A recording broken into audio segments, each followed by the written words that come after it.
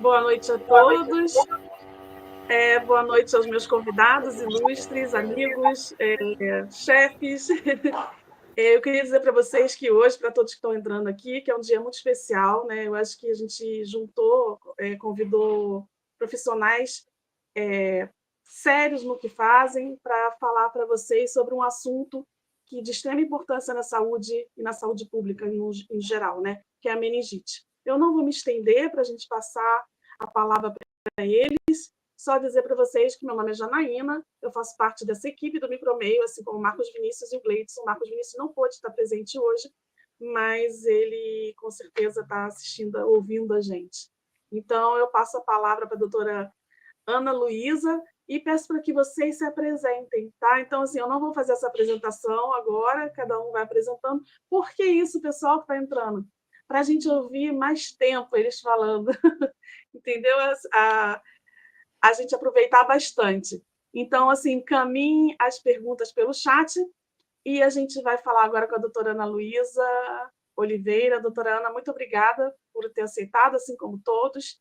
E eu queria que a senhora falasse um pouquinho da senhora e apresentasse para a gente. Obrigada. Oi, boa noite a todos. Obrigada, Janaína, pela oportunidade. Eu queria agradecer ao Micromeio pelo convite para participar, primeira vez, que, como a gente estava falando aqui nos bastidores, né? Primeira vez que eu participo. É um prazer estar aqui. Eu vou falar um pouquinho, então, o tema de hoje é meningite, né? Eu vou falar um pouquinho sobre...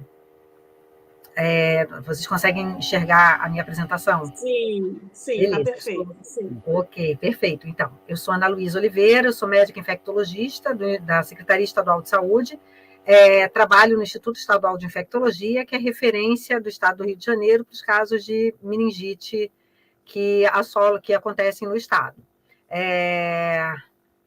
O Instituto, de forma geral, né, com relação ao conflito de interesse, eu não possuo conflito de interesse para essa apresentação hoje. E uma breve palavra sobre o Instituto, né? O Instituto é um hospital, né? um nosocômio que existe desde o século XIX e continua atuando até hoje em dia com relação, né, relacionado à doença, ao tratamento, né, ao diagnóstico e tratamento de doenças infecciosas. Ele foi fundado em 1889 e desde então tem atuado nas várias epidemias e surtos e epidemias que acontecem no Rio de Janeiro. Na ocasião da fundação dele, o Rio de Janeiro vivia o surto de uma epidemia, na verdade, de febre amarela. Né? Aqui a gente consegue ver as antigas fotos do hospital, né? Lá localizado na Ponta do Caju, atrás do cemitério do Caju, aqui no Rio de Janeiro. E aqui a gente consegue ver um dos pavilhões. Esse pavilhão era o pavilhão destinado aos pacientes portadores de febre amarela. A gente consegue ver aqui mosquiteiros colocados nos leitos, que eram colocados, né, instalados de forma que essa doença que os mosquitos não picassem a pessoa contaminada e transmitissem então a doença. Então, assim, é só uma breve história do que o Instituto significa e que aqui continua funcionando até hoje. Focando sempre com relação, né, focando a sua atuação na área de doenças infecciosas. Então, hoje, especificamente, a gente vai falar sobre meningites infecciosas. A meningite quer dizer, né, significa o processo infeccioso, né, inflamatório infeccioso, no caso das meningites infecciosas, que acontece num espaço localizado, né, no local denominado meninge. O que significam essas meninges? São as membranas que envolvem o cérebro, o encéfalo, e a medula espinhal dos pacientes. Existe uma confusão, né, em meningite, meningoencefalite. Normalmente, meningite é esse processo inflamatório, infeccioso, no caso das doenças infecciosas, localizado especificamente na meninge, sem que o paciente tenha comprometimento encefálico, né, sem que tenha diminuição do sensório. E quando o paciente tem comprometimento das suas funções corticais, né, quando ele começa a ter diminuição da consciência, quando tem convulsões, outras alterações de sensório, nós dizemos, então, que ele apresenta um quadro de meningoencefalite, que denota, então, comprometimento do encéfalo e não apenas dessas membranas que envolvem esse conteúdo de sistema nervoso central. Então, é disso que a gente vai falar hoje, né?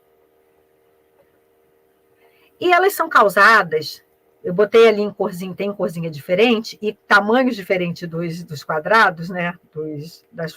Dessas formas geométricas aqui, tentando significar a proporção de agentes causadores. A gente sabe que a maior parte, a gente vai ver agora nessa primeira parte da apresentação, que a maior parte das meningites infecciosas que acontecem, elas estão relacionadas a vírus. São as meningoencefalites, as meningites virais.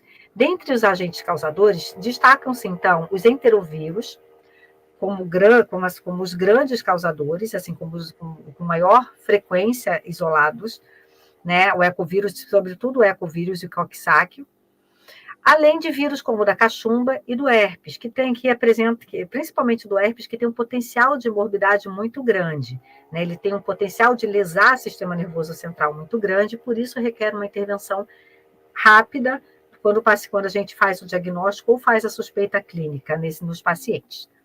A gente vê que em segunda localização aqui, né, segunda posição, a gente tem as infecções, as meningites bacterianas, que constituem uma emergência médica. Quando a gente suspeita de uma meningite bacteriana, um reloginho é ativado. Então, a gente diz que starta o nosso relógio. E a gente tem 1 hora para se iniciar a antibiótico terapia no paciente suspeito. No caso da meningite meningocócica ou da meningococcemia, nós dizemos que o paciente tem 30 minutos, porque se a gente perde esse time, esse paciente incorre em morbidade maior, podendo evoluir para óbito. Esses são parâmetros, né? Existem guidelines que guiam o tratamento, né, guidelines de terapia para meningoencefalite bacteriana, e nesse tipo específico, a gente tem que introduzir a antibiótico terapia em 30 minutos. Né? Por isso, às vezes, a gente dificulta o diagnóstico dessas bactérias por meio de cultura, porque o antibiótico é introduzido precocemente, daí a gente precisa recorrer laboratorialmente a outras técnicas, que a gente vai ver aqui com os outros especialistas, para que então possa se isolar o micro-organismo causador. E, por fim, a gente então tem as micobactérias e aquelas meningites com uma evolução mais subaguda, que são as causadas normalmente por micobactérias, fungos e protozoários, mas que também têm importância enorme, porque a Mycobacterium tuberculosis é um agente importante causador de meningoencefalite e com muita morbidade. Os pacientes que desenvolvem meningoencefalite tuberculosa têm muita sequela quando não vem a óbito. Então, de forma geral, nós podemos classificar as meningites infecciosas dessa forma. Quando nós falamos especificamente das meningites bacterianas comunitárias, que são aquelas que têm maior mortalidade e maior representatividade, então, como eu disse, elas devem ser tratadas como emergência médica, porque elas têm uma letalidade de aproximadamente 100% nos casos não tratados. E apesar daqueles pacientes que recebem tratamento, a taxa de letalidade é alta, em torno de 25%. Ou seja, ela realmente é uma doença que requer uma abordagem diagnóstico rápido, preciso, com terapêutica instituída rapidamente, mas que mesmo assim tem uma mortalidade muito alta. A maioria dos casos acontecem em menores de 5 anos de idade, e a Organização Mundial de Saúde estima, né, que 5 milhões de casos novos aconteçam a cada ano. E isso representa ao ano 290 mil óbitos. Ou seja, é muita gente com meningite e muita gente morrendo de meningite. E aqueles que não falecem têm um alto índice de complicações e sequelas neurológicas graves. No caso da meningococcemia, além das sequelas neurológicas, outras sequelas, como as amputações, também acontecem. Quando a gente avalia aqui, agora falando inicialmente dessa distribuição global, né, mundial das meningites virais e bacterianas, a gente vê que o Brasil ele não é um país que que não tem expressão, né? A gente apresenta uma incidência relativamente alta, talvez porque nós não apenas por características dos micro-organismos, mas também pelo fato de nós termos técnicas, né, um sistema de saúde e notificação que funcione melhor, então nós temos o diagnóstico de meningite realizado mais adequadamente do que em outros países, né? Quando a gente foca, agora saindo dessa distribuição global e focando nos dados nacionais, né? Esses dados estão disponíveis no link, aqui embaixo vocês conseguem ver a referência, né? A gente consegue acessar essas atualizações quase que diariamente do Ministério da Saúde. Aqui a gente vê, então, a distribuição dos casos de meningite infecciosa no Brasil desde 2010 até a atualidade. A gente observa, então, que as meningites virais, a maioria, elas predominam no ambiente nacional, seguidas, então, das meningites bacterianas. Quando a gente vê aqui uma diminuição dos casos de 2020 a 2021, 2020, né, 2021, 2022 ainda com um número não tão expressivo, a gente atribui isso aqui à pandemia de Covid que a gente vivenciou, né, que impactou o diagnóstico de muita coisa, né. Então, a gente não teve esse gap aqui de informação com relação à meningite, mas já em 2023 a gente começa a ver que o gráfico sobe novamente, né, para patamares vistos anteriormente. E quando a gente foca, agora vamos observar especificamente por micro-organismos, né? Entender a outra maneira de ver aquela mesma figura, né? Quando a gente olha aqui, saindo daquele gráfico, vindo para a tabela, a gente vê, então, a representatividade aqui das meningites virais, né? Que são os principais causadores de meningite. E com relação às meningites bacterianas, se destacam aqui dois agentes. As meningites pneumocócicas, né, os pneumococos, que mantêm-se estáveis ao longo dos anos. E aqui a gente chama a atenção a meningococcemia, que é o grande terror, né, dos pediatras, dos infectologistas de forma geral, devido à grande mortalidade desses pacientes e também da grande quantidade de sequelas, né, físicas, inclusive, que esses pacientes apresentam. Só que a gente vê também que, ao longo dos anos, há uma diminuição aqui, que vai ser explicado mais tarde pelos nossos especialistas vão mostrar também, né? Então, a gente vê que, apesar da gravidade da meningococcemia, ela vem reduzindo ao longo dos anos. Com relação aos agentes causadores de meningite viral, agora especificamente, vamos lá focar no Rio de Janeiro, né? Especificamente no Rio de Janeiro, o que a gente vê? Nas meningites assépticas, nas meningites virais, a gente vê, então, como eu havia falado antes, os enterovírus aqui, destaque para eles, né, como agentes causadores das infecções virais. E a meningococcemia, né, a gente vê aqui com relação aos sorotipos, a gente consegue ver o impacto, né, da introdução de uma medida de controle em 2010, e a gente começa a ver a redução de um sorotipo específico de meningococo, né? Então, a gente tem vários sorotipos que circulam na população, e a gente vê que até 2010, a maioria dos casos de meningococcemia e de meningite meningocócica era causada pelo sorotipo C, que a partir da introdução da vacina, em 2010, começa a diminuir, chegando a patamares equivalentes ao do meningo B, né, que teve a sua vacina disponibilizada, ainda não na rede pública, mas já disponível no privado posteriormente, né? E que a gente começa, então, mostrando aqui, né, o impacto vacinal dessa medida o impacto dessa medida preventiva, no caso a vacina, nesses casos, na epidemiologia da doença. E quem são esses pacientes que adoecem? A maioria, menores de 5 anos de idade, como a gente falou, né? Então, a gente vê aqui que a maioria dos casos acontecem em pacientes com menos de 5 anos de idade. A gente consegue ver a densidade por unidade federativa. Nós vemos que os estados do Sudeste e Sul, a gente tem uma densidade maior, provavelmente relacionada, eu não consigo atribuir isso a características epidemiológicas, talvez os colegas depois possam explicar mais a respeito do porquê a gente vê esse comportamento, mas eu acredito que aconteça por conta de uma melhor rede diagnóstica e uma melhor rede de vigilância. Então, a partir disso, a gente consegue, então, ter uma melhor notificação dos casos de meningite nos estados que estão, então, em vermelhinho, por isso aparece com uma densidade maior. E a incidência, na incidência de meningite na população. A gente tem uma incidência em torno de 12% ao ano. Desculpa, não 12%, uma incidência de 12% ao longo ao longo dos anos. Né? 2024 a gente não fechou ainda, e 2020 e 2022 a gente teve um impacto ainda dos dados da pandemia. E com relação à mortalidade, a gente vê que a mortalidade ela segue uma constante.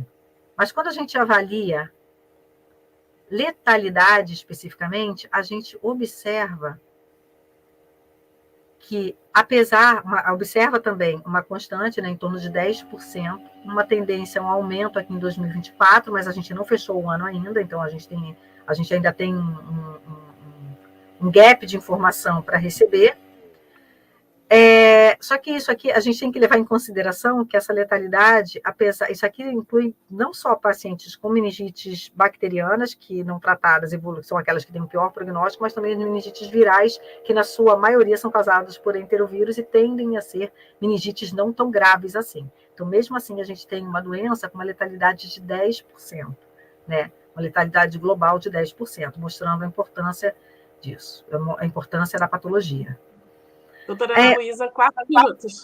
Perfeito, já estou encerrando. E com relação aos casos, e com relação com relação aos dados, esses dados, né, o que a gente tem observado, é que ao longo dos anos, a gente tem observado aqui nos últimos anos uma tendência ao aumento de confirmações laboratoriais de meningite, o que mostra, então, que a gente está se tornando cada vez melhor no que diz respeito à confirmação diagnóstica. Então, por isso que a gente está aqui hoje, né? Para falar o que está acontecendo, o que a gente está vendo. E o diagnóstico é feito como? Na maior parte das vezes, através da análise do líquido cefalorraquidiano. Então, os pacientes com suspeitas de um processo infeccioso meningoencefálico, de meningite ou meningoencefalite, ele tem que ser abordado, ele tem abordagem, né? Nós fazemos abordagem do líquido cefalorraquidiano, líquor, que nos ajuda, então, a fazer várias etapas diagnósticas que nos permitem, inicialmente, fazer um diagnóstico presuntivo, depois um diagnóstico confirmatório do agente causador da patologia. Eu pedi, como eu tive uma intercorrência, né, eu pedi para adiantar 2 slides, né, da apresentação, para falar sobre as medidas profiláticas que a gente faz com relação à meningite. Eu posso falar, Janaína, ou a gente deixa para falar depois? Na verdade, assim, a gente pode entrar num consenso aqui todos, né? Eu acho que a gente... Deixa eu ver aqui com o Gleidson, adianta. Pode falar de uma maneira... Pode falar. Então, são muitos slides? Não, a gente vai 2 slides. Tá bom, pode falar. É porque o que acontece? Meningite, quando se fala em meningite, quando chega um paciente com suspeita de meningite, acontece um pânico na emergência. O que vamos fazer com esse paciente? Então, o que se faz? Existem medidas profiláticas, né, individuais e coletivas a serem adotadas, e que são sem histeria quando esse paciente é abordado num pronto-socorro, né, de um hospital geral. Primeira coisa, todo paciente suspeito de meningite, ele deve, em todo caso, suspeito de meningite ou de doença meningocócica, que são aqueles pacientes que não têm rigidez de nuca, mas que apresentam pintas no corpo, vasculites disseminada associadas a sintomas de infecção, se deve pensar em doença meningocócica. Então, se deve instituir um isolamento respiratório, precaução respiratória de gotícula. Eu não preciso colocar esse paciente num quarto trancado, longe de todos os outros. Gotículas não atingem uma distância maior do que 1 metro. Então, pacientes afastados 1 metro e as pessoas que o atendem utilizando máscara cirúrgica é suficiente para o isolamento dele. Então, é esse tipo de isolamento que a gente quer. E quimioprofilaxia dos contactantes daquele paciente deve ser instituída no caso desses pacientes com doença meningocócica ou dos suspeitos de doença de meningite por hemófilos influenza. Naqueles pacientes com doença meningocócica, em surtos que estejam nos casos de surtos de doença meningocócica, vacinação de bloqueio pode ser utilizada também. Mas aí é uma avaliação epidemiológica, vai ser instituído depois que se estabelece um surto na população. numa determinada comunidade. E quem recebe quimioprofilaxia?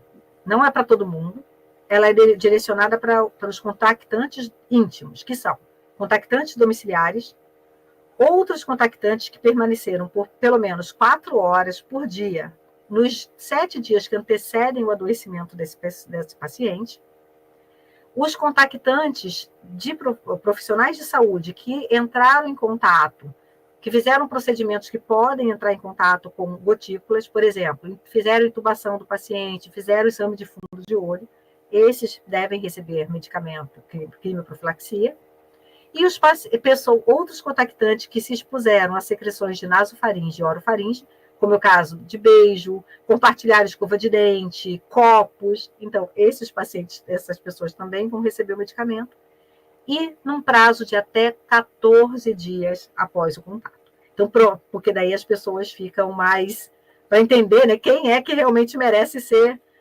tratado. Porque todo mundo quer tomar remédio, né? Eu preciso tomar um remédio. E os esquemas de tratamento são feitos com esses antibióticos. O Ministério da Saúde recomenda a rifampicina, no esquema de 2 dias para na série meningitidis e 4 dias para hemófilos. De forma geral, o que a gente usa mais frequentemente é a ciprofloxacina em dose únicas para adultos. Então, isso é dessa maneira que a gente faz, e a gente garante a profilaxia, a prevenção, nos casos de exposição à meningococcemia, ou meningite meningocócica. Então, era isso que eu tinha para falar, assim, de forma rapidinha, para poder condensar as informações para que eu pudesse, então, passar para os colegas agora continuarem a discussão. Doutora Ana Luísa, muito obrigada. Como ela falou, gente, a doutora Ana Luísa me pediu licença, né, de sair, de deixar a gente. Eu queria pedir para quem tiver pergunta para fazer, direcionada a ela, pode fazer, que a gente depois passa essas perguntas para ela responder, ou nossos profissionais, nossos amigos que estão aqui respondem. Muito obrigada, doutora Ana Luísa, pela sua presença. De nada. Obrigada, gente. Nada. A gente teve aqui também, entrou o professor Célio. Professor Célio, seja muito bem-vindo. A gente iniciamos, está com 20 minutos para cada, e eu estou sinalizando, mas a gente vai dando continuidade, tá? Muito obrigada, doutora Ana Luísa, fique à vontade. Doutor Paulo Murilo, muito obrigada pela sua presença. Nós vamos falar agora sobre fungos, né? A gente costuma falar no micromeio que primeiro as bactérias, aí depois pensa nos vírus. Não, primeiro é o vírus, né? Uma virose, depois pode ser uma bactéria, depois, né, um fungo e depois um parasito, né, doutora Ana Leia? Mas então a gente vai falar dos fungos, né? A importância dos fungos na meningite. Doutor Paulo Murilo, o canal é seu. Bem, queria agradecer de antemão a você, Janaína, a tua equipe toda, né? É sempre um prazer e uma alegria poder falar um pouquinho sobre os fungos, né? Você comentou que primeiro são as bactérias, é como eu sempre digo, se você for pegar as taxas de infecção da corrente sanguínea, você tem, pegando fungo e bactéria só, 95% de infecção bacteriana e 4,6% de infecção fúngica, o que significa que de 10 pacientes, 1 teria infecção fúngica. Então, não dá para a gente subverter, nesse caso, a estatística. E eu sempre digo, não há problema nenhum você pensar primeiro em infecção bacteriana. A questão é nunca pensar na infecção fúngica. Esse é o grande problema, né? E acontece de você nunca pensar na infecção fúngica porque a formação micológica é deficiente, né, para a área médica. Então, a gente tem uma certa dificuldade de fazer com que o profissional que está diante do doente pense que aquilo também pode ser associado a um processo fúngico, né? Mas, para a gente iniciar a falação da gente, eu trabalho na Universidade Federal do Rio, né, coordeno lá o Laboratório de Micologia Médica e Forense da universidade, já há muitos anos. A gente fez também mestrado e doutorado na Fiocruz, sou sanitarista, então a gente está assim muito ligado à micologia médica já há pelo menos mais de 3 décadas, né? E a micologia, ela precisa muito de pessoas que falem dela, né, para que ela seja lembrada, como eu comentava com vocês no início, porque senão ela fica no subterrâneo das outras infecções bacterianas, virais e por protozoários, por questões óbvias de epidemiologia, né?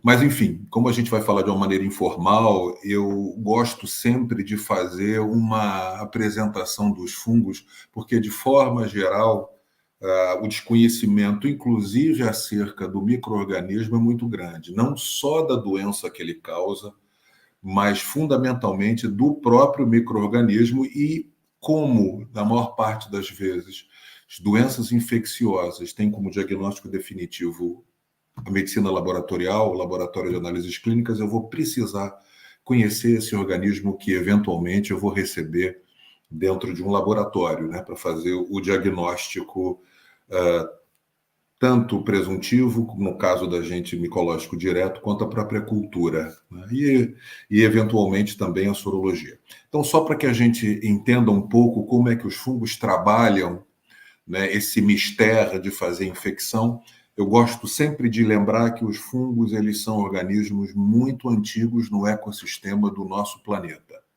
Se a gente faz uma historiografia de quando a vida começa na Terra, e a gente não tem muito claro quando a vida começa, a gente ouve que o universo tem 13 bilhões de anos, que o sistema solar e o próprio planeta tem 4 ponto alguma coisa bilhões de anos, mas a gente não sabe quando a vida começa na Terra. E houve, na verdade, uma conjuminância de fatores tais que, em pouquíssimo tempo de existência do planeta e do sistema solar, a vida floresce na Terra, que é mais ou menos em torno de 3 bilhões de anos. Então, a Terra tem 4. Então, 1 bilhão de anos depois que a Terra talvez tenha esfriado um pouquinho, a gente desenvolve aqui vida. E a gente deve muito às bactérias, as arqueias e as bactérias anaeróbias, né, que foram elas que iniciaram toda essa aventura que é a vida na Terra. E, num primeiro momento, evidentemente, não existiam fungos, porque os organismos fúngicos são aeróbios, né? Também a gente não sabe muito bem como o ecossistema do planeta Terra saiu de uma anaerobiose e foi para um ambiente com oxigênio. Mais ou menos também, muito rápido, todos esses fenômenos, mais ou menos em torno de 2,5 bilhões de anos atrás, houve o que a gente chama de grande oxigenação ou grande oxidação, que foi a introdução do oxigênio na nossa atmosfera. E como é que se deu isso?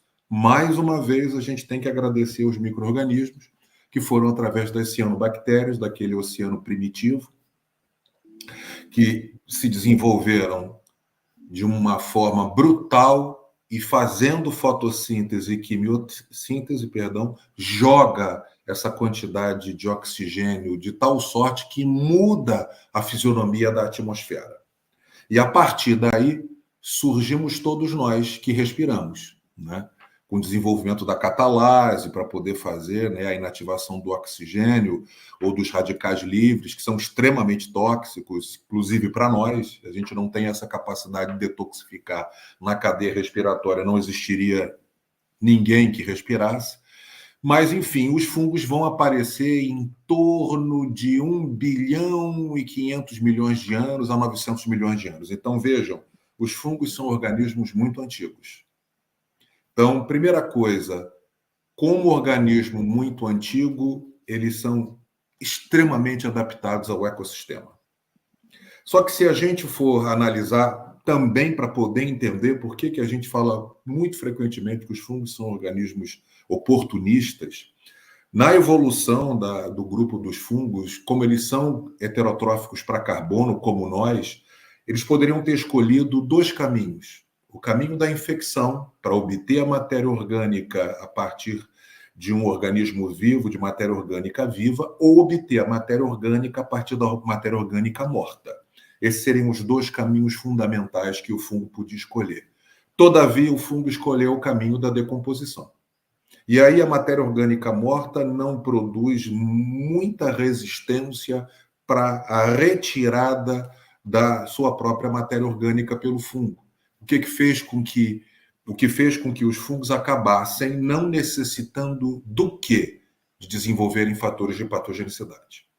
Enquanto a evolução para a infecção foi acontecendo junto com a relação parasita-hospedeiro, defesa e fatores de patogenicidade, até chegar no que a gente tem hoje, os fungos estavam completamente fora desse contexto evolutivo.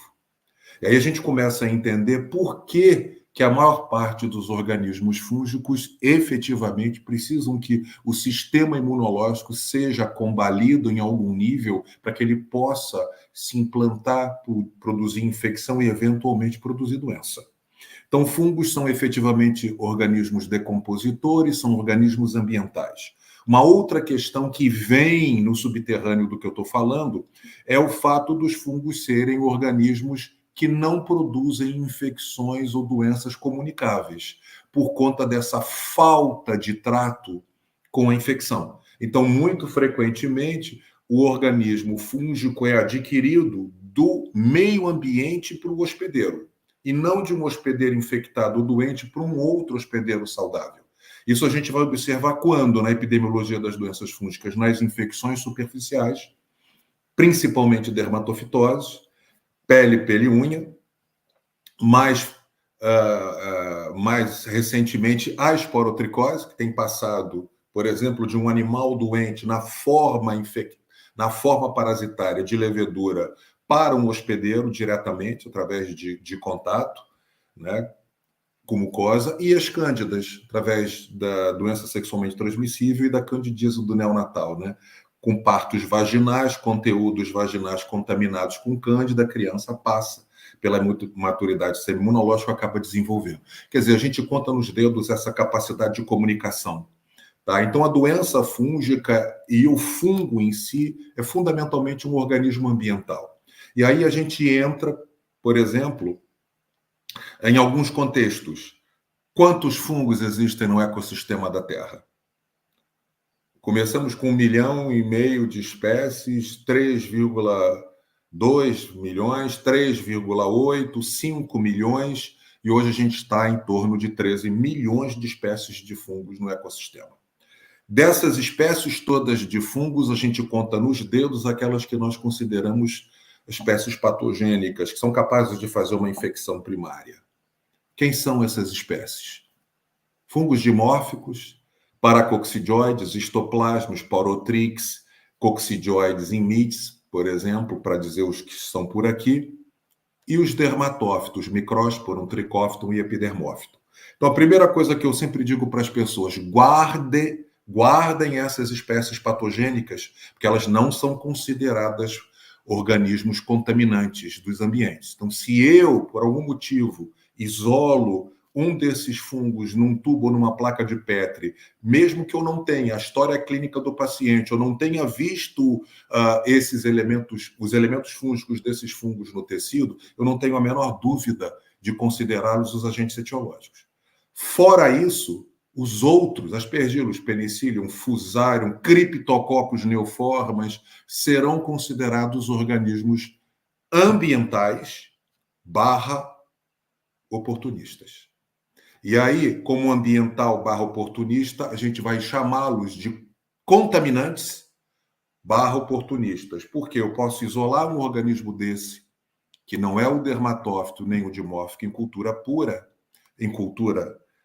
pura ou não, mas em cultura, e eu não saberei, se não tiver feito uma visualização dos elementos fúngicos no tecido, eu não saberei se esse criptococcus ou se esse aspergillus veio do ar, então é um contaminante que pode acontecer durante a coleta, transporte e o próprio processamento dentro do laboratório, ou se ele é o agente etiológico, efetivamente, de uma infecção oportunista. Então, não sendo os patogênicos, todos os outros fungos eu vou tratar com uma certa parcimônia, vendo a prima facie que são contaminantes ou oportunistas. A partir dessa perspectiva, eu pergunto, está no ambiente ou estava no tecido? E aí essa conversa para dizer que é assim que a gente vai trabalhar com o criptococcus, né? Além dos criptococcus serem organismos ambientais por natureza, e aí a gente tem que fazer, hoje a taxonomia, rapidamente, a taxonomia dos criptococcus mudou muito, a gente teria assim, de uma maneira muito comedida para falar duas espécies, Cryptococcus neoformans e Cryptococcus gat, e essas duas espécies têm características imunológicas, moleculares diferentes e também epidemiológicas em termos de doença, de história natural da doença que eles causam. O Cryptococcus neoformans nós vamos considerá-lo um organismo oportunista, então a gente vai ter que saber tratar com uma certa atenção o isolamento desse organismo no laboratório, e o Cryptococcus gat a gente vai considerar um organismo patogênico. Então, aquele paciente que tem uma síndrome neurológica e que efetivamente não tem uma doença de base e se isola um criptococcus, a gente tem que ter uma certa tranquilidade para não precipitar a ideia de que a gente está diante de um neoformas e que talvez ele seja uma contaminação, porque você tem o GAT. Então, a gente tem que lembrar que o GAT é patogênico que vai produzir uma infecção em paciente imunocompetente e que o neoformas é oportunista e, a princípio, vai causar infecção em paciente que tem uma doença de base, principalmente aqueles que vivem com HIV. Isso não é uma verdade absoluta. Na realidade, a gente tem, inclusive, uma mudança de ideologia, né? A gente pode ter o neoformas causando infecção imunocompetente e o GAT produzindo infecção imunocomprometido. Mas, a princípio, a gente vai trabalhar com a ideia de que GAT é patogênico e o neoformas é oportunista. E aí, o que acontece? Essa síndrome neurológica que a minha colega apresentou inicialmente, causada pela infecção pelo Cryptococcus, é normalmente subaguda crônica, tá? Tem uma fisionomia absolutamente inespecífica, então você vai efetivamente precisar do laboratório para fazer um diagnóstico. No paciente imunocompetente, há uma tendência à formação de uma tumoração encefálica.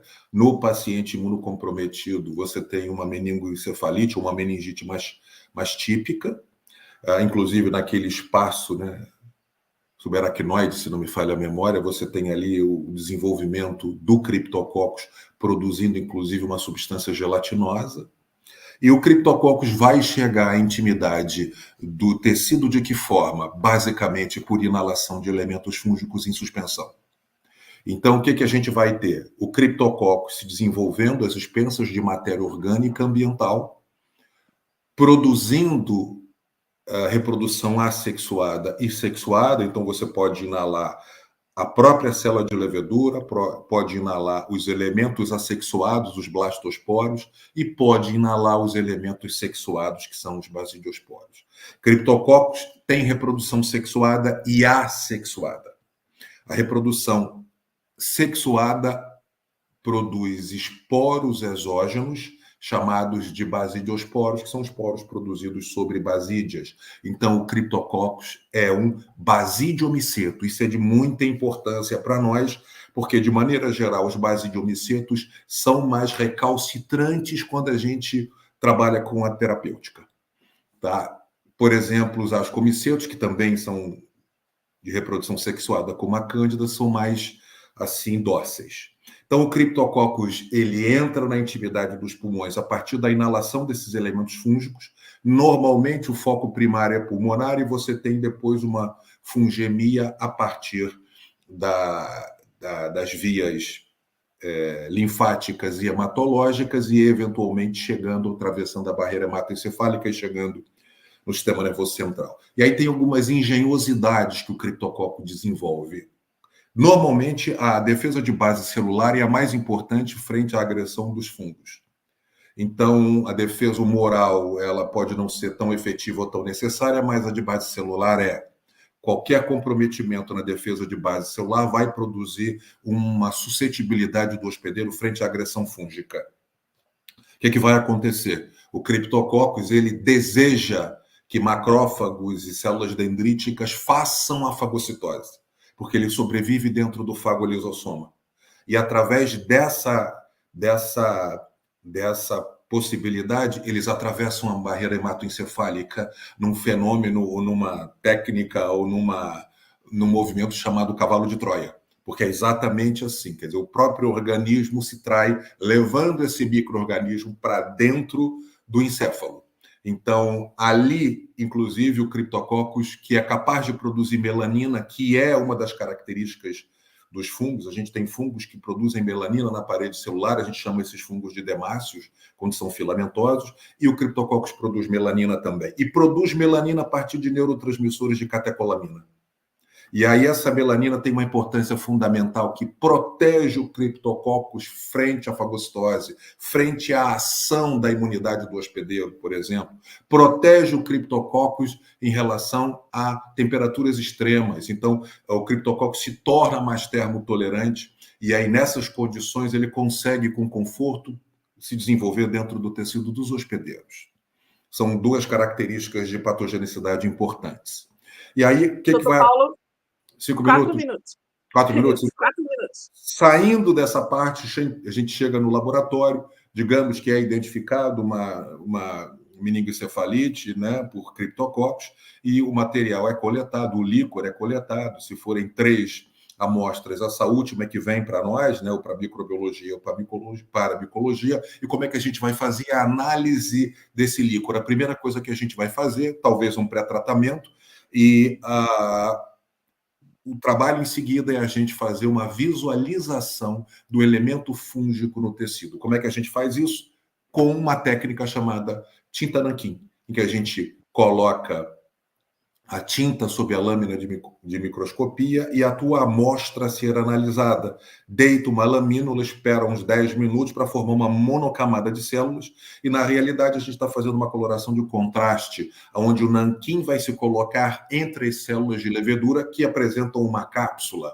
Né? E quanto mais virulento, maior essa cápsula. E aí eu vou para o microscópio e olho como se estivesse vendo um céu estrelado, porque a luz da fonte do microscópio vai passar por essa cápsula e eu vou conseguir fazer uma visualização das células de levedura. Há possibilidade de artefatos, células da glia, leucócitos, aí eu recomendo que você volte na sua amostra e faça um exame micológico direto com KOH, porque o KOH faz uma maceração das estruturas teciduais, proteináceas, escleróceas, limpando o campo microscópico e evidenciando o fungo. Se o que você está vendo no exame micológico com tinta nanquim for um artefato, então é de origem tecidual. Quando eu faço o controle positivo com KOH, se o meu KOH for negativo, ou seja, houve a dissolução das estruturas teciduais, provavelmente aquilo que eu vi era um artefato. Se eu consigo ver as estruturas do fungo em KOH, isso me dá maior segurança para considerar aquela tinta nanquim positiva e para nós é fundamental. A partir disso, o que eu vou fazer? Eu vou fazer o isolamento desse fungo em cultura. Aí você pode usar os meios comuns, não vai usar meios que tenham antifúngicos, como o micozel, porque o Cryptococcus é sensível, mas você vai fazer o isolamento desse fungo a partir, por exemplo, de agar de sabor destrozado, mas fundamentalmente você vai ter que semear esse material num meio chamado agar-semente de Níger, agar-dopa, agar-dopamina, agar-ácido cafeico, que são meios que apresentam radicais fenólicos. E o Cryptococcus, ao crescer nesse meio, oxida esses radicais fenólicos a melanina, e a colônia que é branca passa a ser negra. Então, praticamente, a gente não tem Cryptococcus que não é capaz de produzir fenol-oxidase. Então, é uma prova bioquímica em meio sólido. Então, se você consegue fazer o exame micológico direto com nanquim, confirmado em KOH, com crescimento do Cryptococcus em meios com radicais fenólicos, eu fecho o meu diagnóstico de criptococose. Então, é basicamente pegando essa parte de laboratório que eu queria trazer para vocês, que é o grande problema no diagnóstico das infecções meningoencefálicas. A gente tem outros fungos, histoplasma, causa, coccidioides, cândida, aspergilos, mas a grande vedete é o Cryptococcus. O Cryptococcus, epidemiologicamente falando, acomete em torno de 1 milhão de pessoas aqui no Brasil, vivendo com HIV. Temos uma taxa de mortalidade de 600 e poucos mil pacientes. Se não tratado, como a gente sabe nas meningoencefalites, se não tratado, eu tenho uma taxa de mortalidade de 100%.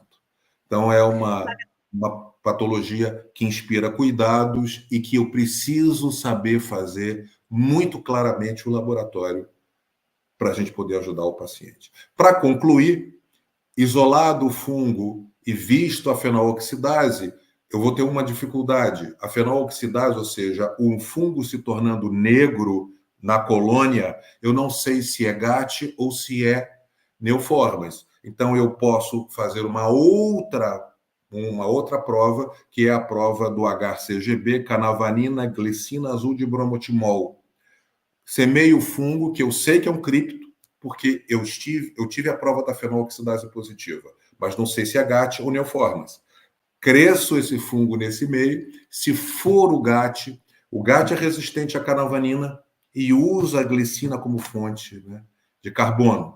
Cresce, como tem o azul de bromotimol, o meio fica azul, exatamente com essa cor aí que a gente está vendo o nome da gente, um azul forte. Então eu sei que é o GAT. Se não houver mudança de meio, eu sei que é o Neoformas. É claro que a gente está falando de teste fenotípico, não é 100% positivo em muitos casos. A biologia molecular é que vai me dar realmente de maneira absoluta a identidade desses organismos. Era mais ou menos isso que eu queria falar para vocês. Muito obrigada, doutor Paulo Murilo. Realmente, o Cryptococcus em lâmina, né, chama muita atenção da gente dentro do laboratório e a gente leva um susto também. Mas a gente comenta um pouquinho depois. Eu passo a palavra agora para a doutora Ana Leia. Doutora Ana Leia, a gente está bastante, a gente e eu, ansiosa para ouvir você falando sobre parasitologia na meningite. Muito obrigada pela sua participação. Obrigada, boa noite a todas as pessoas. Obrigada, Janaína, mais uma vez pelo convite, por essa parceria aí no Micromeio. Estou aqui na segunda vez no Micromeio, mas já fizemos algumas outras parcerias. Eu trouxe a apresentação porque tem imagem, parasito, a gente sempre precisa trabalhar com imagem.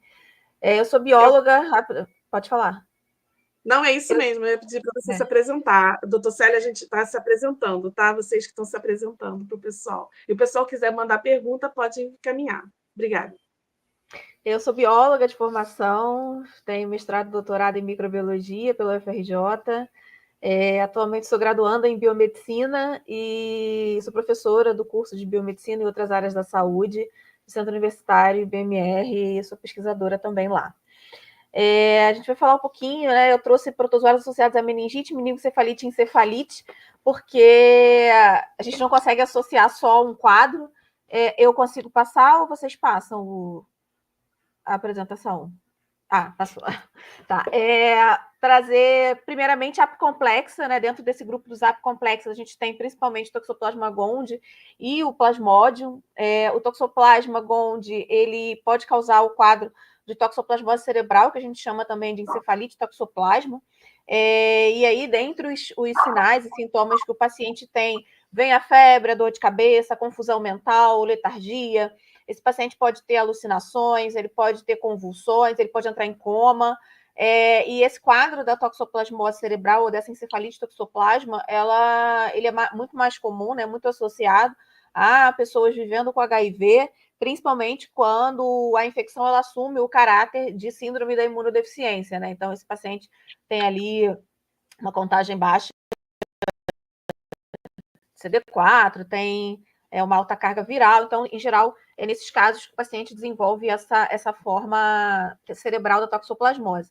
E muitas vezes esse diagnóstico ele é dificultado porque, por exemplo, numa análise de líquor, esse líquor, em geral, ele pode ser normal ou, eventualmente, ter ali um aumento de linfócito e monócito e um aumento de proteína, mas você precisa fazer o diagnóstico da toxoplasmose em si para chegar, de fato, à toxoplasmose cerebral, né, para ter essa suspeição. Muitas vezes o que auxilia também é a questão dos exames de imagem, como, por exemplo, a tomografia computadorizada, que vai trazer ali o indício de encefalite e associado a todo o quadro do paciente, vai fazer essa suspeição. E aí eu vou aproveitar a fala do Dr. Paulo, né, em relação a essa questão, né, que a gente fala dos fungos que estão ali, que muitas vezes não são pensados. Eu falo também dos parasitos de uma forma geral, e aí dentro do meu lugar, os protozoários, que muitas vezes a gente também não pensa nessas infecções causadas por protozoários, porque a gente tem uma deficiência em relação à formação dos profissionais de saúde, de uma forma geral, em relação à parasitologia, em relação aos protozoários. Então, muitas vezes não vai se pensar em protozoários dependendo de qual seja o quadro, né? Se não esteja, por exemplo, dentro de uma área endêmica para uma protozoose. E a gente tem o plasmódio, né, a malária, o plasmódio falciparum, causador da terçã maligna. Vamos lembrar que aqui a gente tem a terçã benigna e tem a febre quartã, né, a febre terçã ali pelo plasmódio vivax, a febre quartã pelo plasmódio malária e a febre terçã maligna pelo plasmódio falciparum. Embora ele seja o principal associado a essa questão da malária cerebral, você tem também casos associados ao Vivax, por exemplo, e com recidivas, uma vez que o Vivax faz essas formas hipnozoíticas, né, os chamados hipnozoítos. E na malária cerebral, que está associada a essa febre terçã maligna, você tem óbitos associados a essa questão da malária cerebral, que pode ter tanto o início gradual quanto o início súbito, desse comprometimento do sistema nervoso, e aí esse paciente pode ter sinais que lembram sinais de meningite, principalmente em criança. Então, pode ter febre, dor de cabeça, vômito, e aí vem também a confusão mental, vem a sonolência, vários sintomas associados ao sistema nervoso central. Pode ter convulsão, pode acontecer, por exemplo, quadros de hemiplegia, então também pode trazer essa ideia de quadro de meningoencefalite. E esse paciente está com uma malária cerebral associada à infecção pelo plasmódio falciparum. E aí o diagnóstico ele vai vir principalmente pelo diagnóstico da malária em si, o que é considerado padrão ouro pela Organização Mundial da Saúde é a gota espessa, fazer ali a observação do plasmódio no sangue para fechar esse diagnóstico de malária e associar aí a malária cerebral. Pode passar, por favor. E a gente tem as amebas, né, que é aí o nosso espaço mais obscuro em relação aos protozoários associados a quadros de infecção do sistema nervoso. Quando a gente pensa em toxoplasmose e malária, você tem aí uma probabilidade maior de lidar com isso, de encontrar, dependendo da área. Então, por exemplo, a área endêmica para malária, e a toxoplasmose, principalmente em pessoas vivendo com HIV.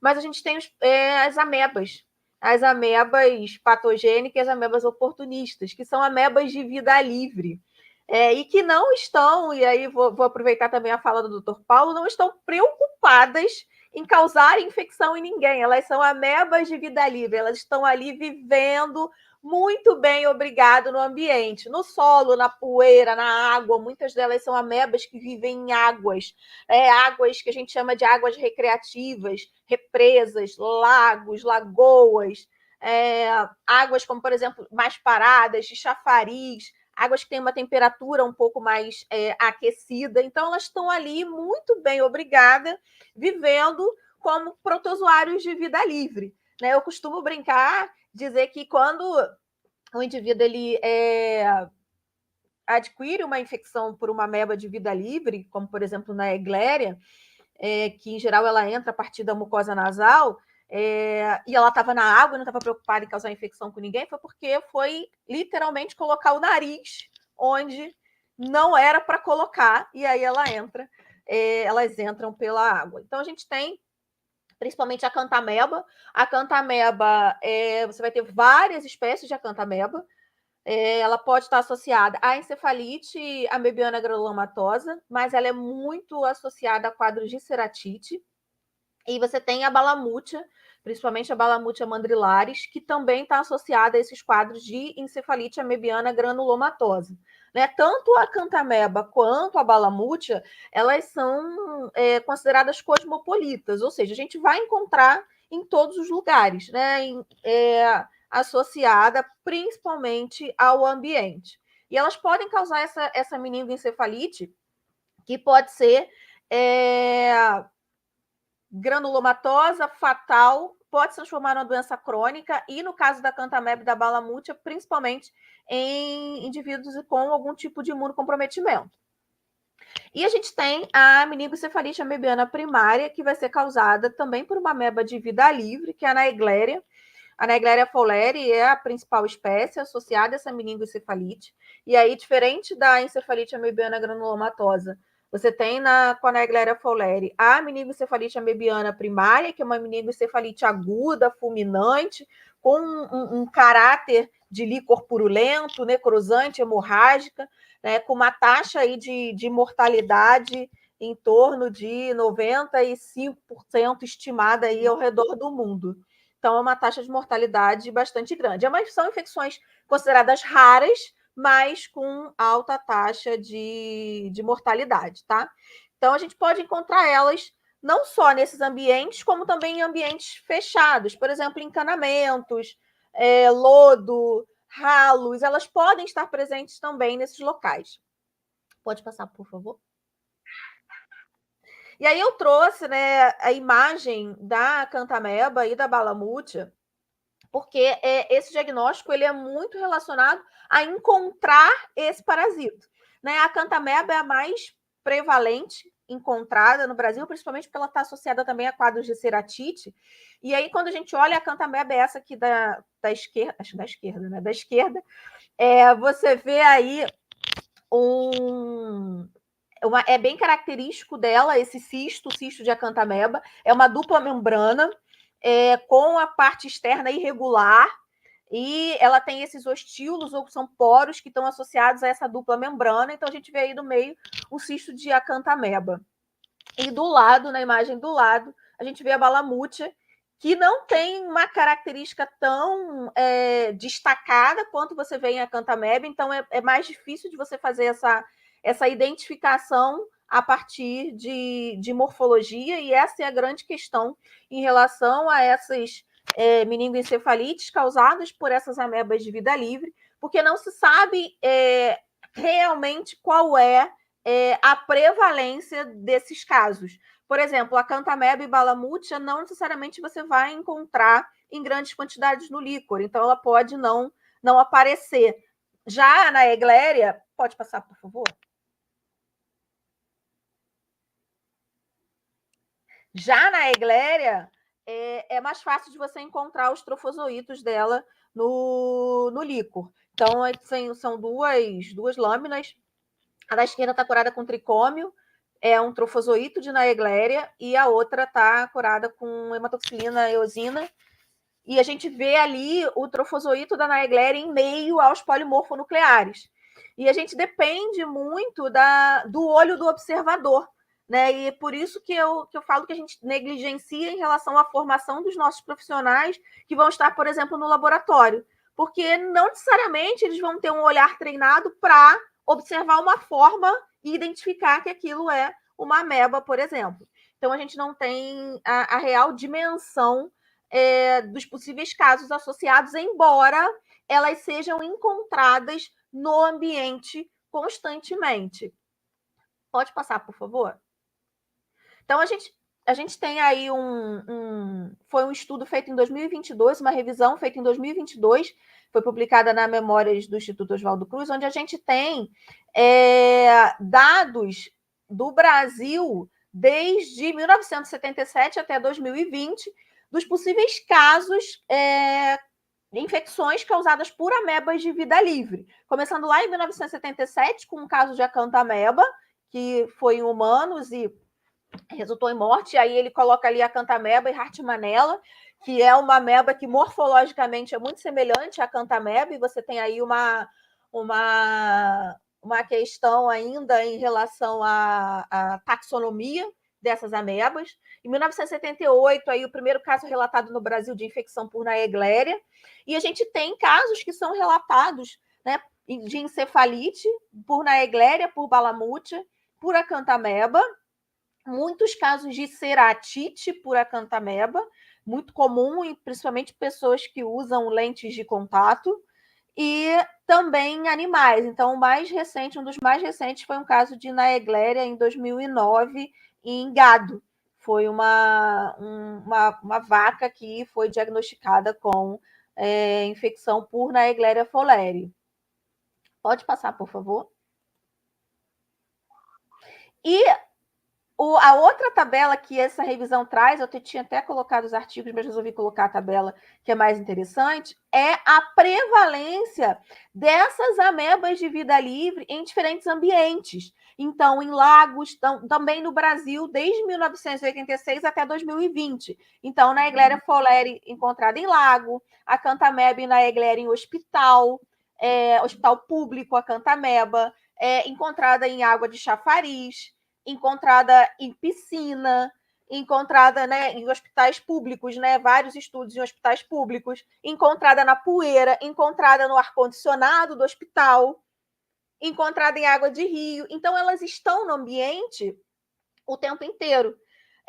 E a gente não sabe, de fato, essa real prevalência desses casos de meningoencefalite ou encefalite causados por amebas de vida livre, porque a gente não pensa na possibilidade de uma ameba de vida livre.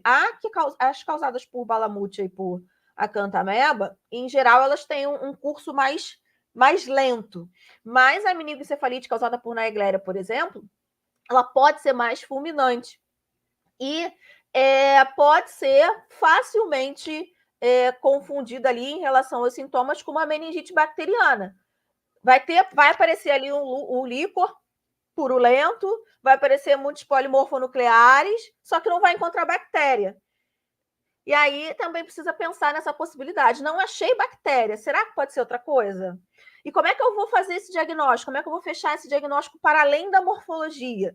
Né? Para além da morfologia, você tem a possibilidade, por exemplo, de colorações, imunofluorescência indireta, pode ser feito. Você pode fazer, além da imunofluorescência indireta, estudos moleculares, e aí é mais dispendioso, mais difícil, mas a imunofluorescência indireta pode ser uma possibilidade. Colorações com cálculo flúor para Balamútia pode ser uma possibilidade, em caso de suspeita, para que eu consiga confirmar. E existe a possibilidade de fazer a cultura. E aí a cultura dessas amebas de vida livre normalmente é feita em meios, né, agar não nutriente, com bactérias que servem de alimento para essas amebas. E aí você pode usar, por exemplo, Escherichia coli. Uma das formas mais usadas é a Escherichia coli morta, com temperatura de 60 graus, colocada no meio para servir de alimento para essas amebas que vão ser coletadas, né, se forem coletadas do paciente. E aí o que você observa, em geral, são as formas trofozoíticas. A forma trofozoítica de Naegleria, por exemplo, é uma forma trofozoítica bastante móvel. Ela tem 2 flagelos, então você consegue observar a movimentação dela. Então, eu trouxe a toxoplasmose, a malária, mas também essas amebas de vida livre, para a gente pensar que possivelmente a gente tem uma subnotificação por falta de diagnóstico e por desconhecimento dos profissionais de uma forma geral, uma vez que elas estão presentes no ambiente em grandes quantidades, inclusive dentro do ambiente hospitalar, né? Inclusive nas águas de recreação. Então, era isso. Pode passar, por favor. Obrigada. Acho que estou dentro do tempo. Tá sim. Quer fazer mais algum comentário? Não, eu acho só essa questão mesmo da gente pensar, né? É raro, mas a gente precisa pensar nessa possibilidade, né? A gente precisa formar os nossos profissionais para pensar nessa possibilidade. Eu trabalho com formação de profissionais de saúde.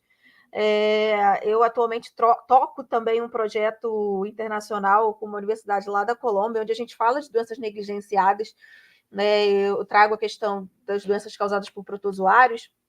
Um colega de lá traz a questão das doenças causadas por fungos e o quanto elas são negligenciadas, principalmente em relação à formação dos nossos profissionais, porque apesar de ter, epidemiologicamente, elas serem menos significativas, por exemplo, que infecções virais e bacterianas, muitas vezes os pacientes não são tratados porque não se é pensada nessa possibilidade, né, da infecção fúngica ou da infecção por parasitos.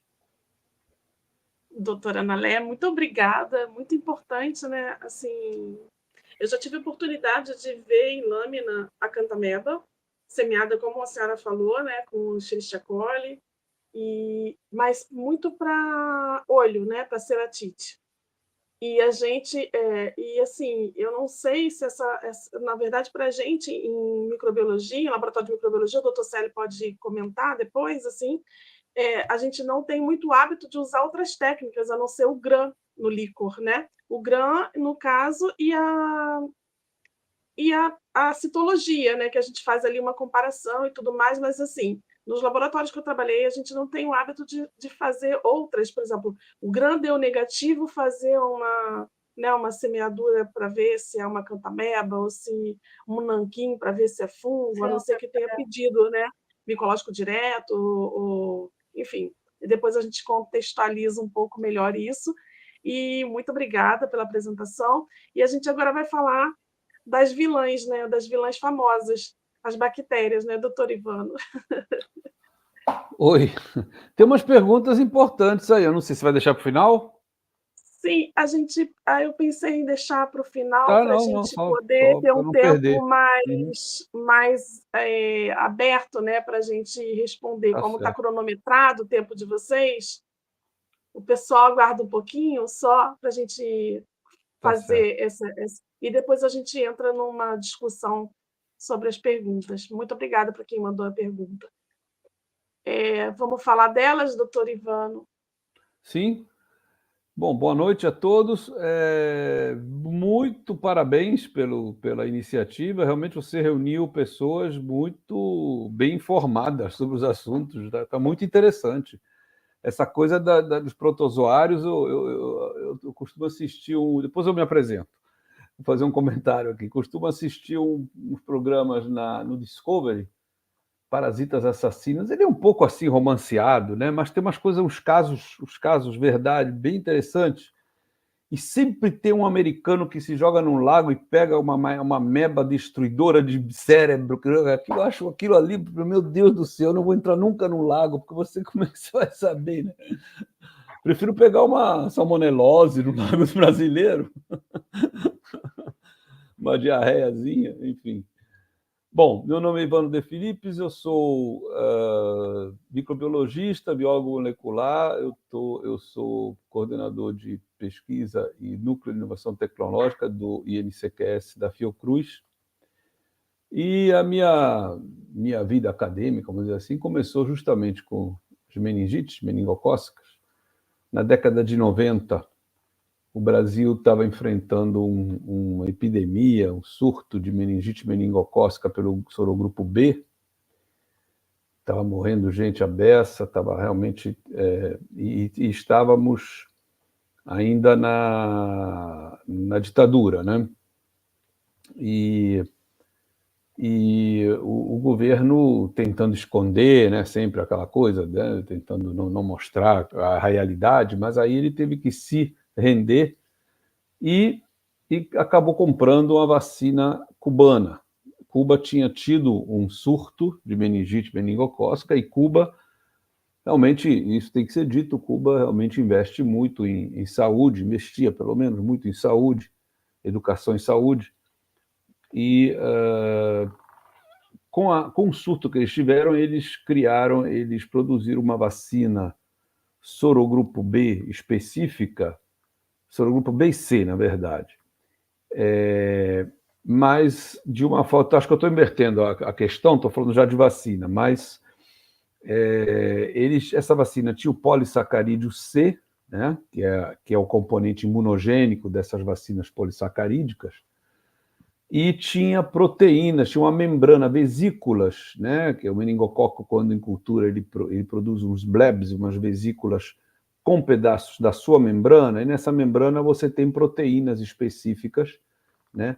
Era tipo um precursor da vacina que hoje nós temos B, né? A vacina B que hoje nós temos da Novartis, e a Trumemba e a Brexero. A Brexero e a Trumemba são duas vacinas B muito eficazes, baseadas proteicas, né?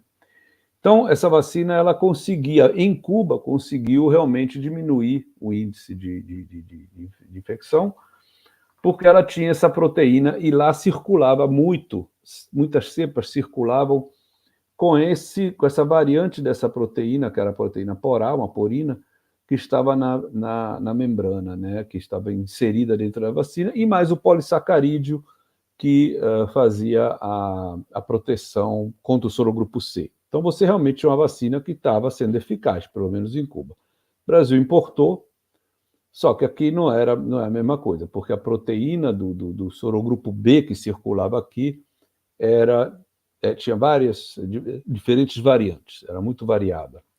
Sempre foi uma característica das cepas brasileiras muito variadas, não era uma cepa, um surto de uma cepa apenas. Então, não serviu muito. Enfim, essa vacina chegou lá no INCQS, eu tinha acabado de entrar no INCQS, que é o laboratório, o Instituto de Controle de Qualidade Nacional, né? E a gente tinha que fazer o controle dessa vacina, e era muito difícil porque os cubanos eles não davam o pulo do gato, eles tinham que liberar todo o protocolo da vacina, e eles não diziam, a gente tinha que tentar ver o que tinha nessa vacina para tentar fazer, e eu comecei a trabalhar nessa vacina, tentar fazer testes de potência na vacina, sem ter nenhuma informação. E aí comecei a me interessar por isso, aí comecei a fazer mestrado, depois eu fiz doutorado, pós-doutorado, sempre com meningococo. Então essa foi minha história aí, brevemente sobre o meningococo. E nesse período eu trabalhei muito com epidemiologia molecular, né? Diagnóstico, a gente desenvolveu um método de diagnóstico que está patenteado, e a gente está trabalhando, inclusive, em conjunto com o ISS, com o LACEN, para validar esse método. É um método de diagnóstico molecular de PCR em tempo real, mas com HRM. Não vou entrar nesse detalhe agora aqui, o que é HRM, mas é um método de PCR em tempo real tão sensível e específico quanto o PCR em tempo real que se usa normalmente, Tachman, né? Só que o PCR em tempo real que se usa normalmente utiliza sondas existem muitos agentes etiológicos de infecções, seja vírus, bactéria, fungo, que tem PCR em tempo real já descrito e para diagnóstico e até mesmo kits comerciais. O HRM ele não usa sonda, ele usa a mesma tecnologia do PCR em tempo real, mas não usa sonda, ele usa um outro método para fazer isso. E com isso ele se torna mais barato, bem mais barato que o Tachman, que tem um custo um pouco mais elevado, né? Então seria uma opção interessante para o SUS. A gente patenteou esse método, é um triplex, né, um multiplex para diagnóstico do hemófilos, do pneumococo e do meningococo, e a gente está fazendo essa validação agora. A gente também está trabalhando junto, já temos uma colaboração com o próprio ISS, com o Dr. Rafael Galês, tivemos uma reunião há pouco tempo. A Cristina Ribeiro, que é da Secretaria de Saúde, foi do Caju, né, foi do ISS, está aí também, eu vi que ela está presente, está assistindo, e o LACEN. E nós tivemos nós estamos desenvolvendo um método para tentar resolver um grande problema que é nesse tipo de infecção, meningite bacterianas, principalmente pelo pneumococo, mas também o meningococo, que é a falta de cultura. Quer dizer, a gente não consegue cultivar, você consegue cultivar 30% dos casos. Claro que o diagnóstico é feito por PCR, do líquor, do sangue, do que for, sem problema nenhum, o DNA está lá, você faz o diagnóstico e pronto. Mas você não consegue, muitas vezes, saber, apenas com o material clínico, qual o sorotipo, né, no caso do pneumococo, ou qual o sorogrupo, no caso do meningococo. É bem mais difícil, você precisa da cepa isolada para fazer sorologia e tal.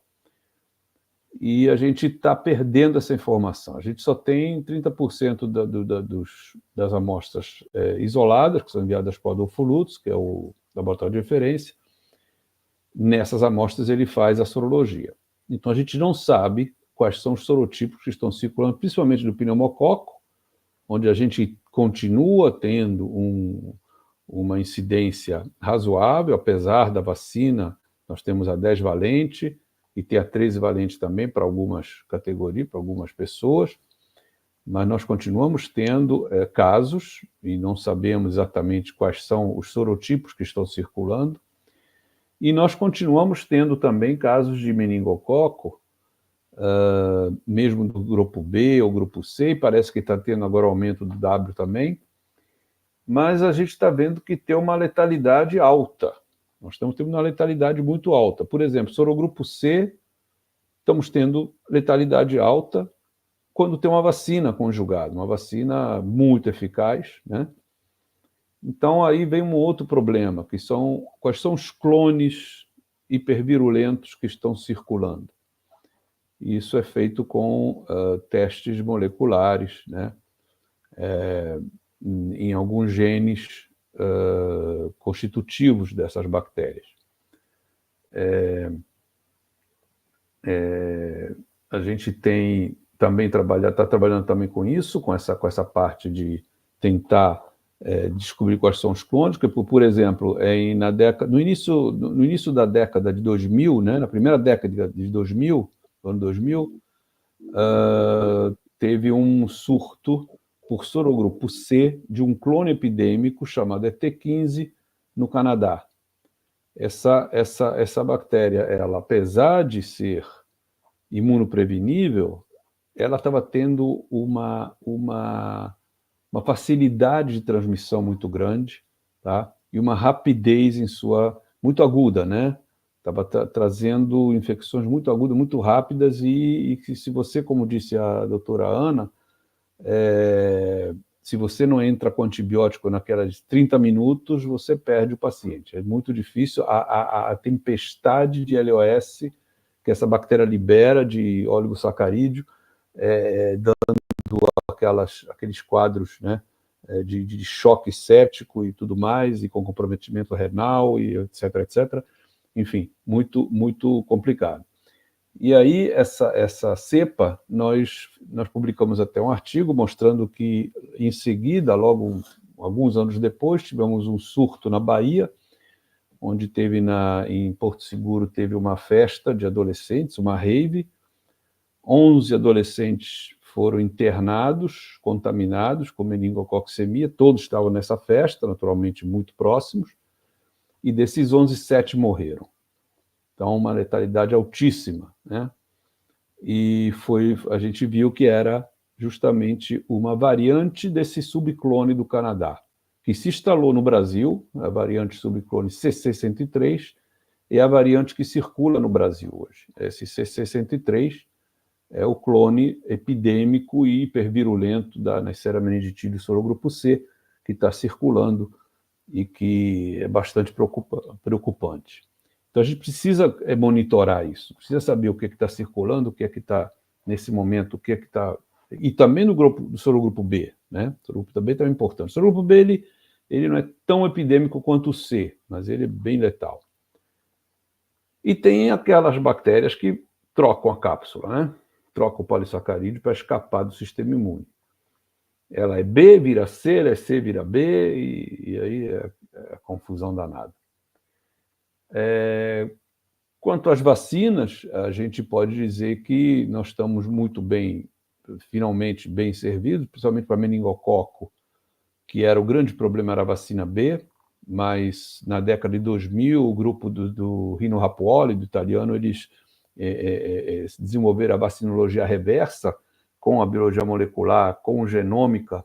Eles pegaram o genoma da bactéria, a partir do genoma extrapolaram todas as proteínas que poderiam ser imunogênicas, externas, que poderiam ser alvos vacinais, e chegaram a 3 proteínas principais, e com essas proteínas eles fizeram a vacina que hoje é a vacina B, a vacina proteica, exclusivamente proteica, porque a gente sabe que o polissacarídeo B ele não é imunogênico no ser humano, né?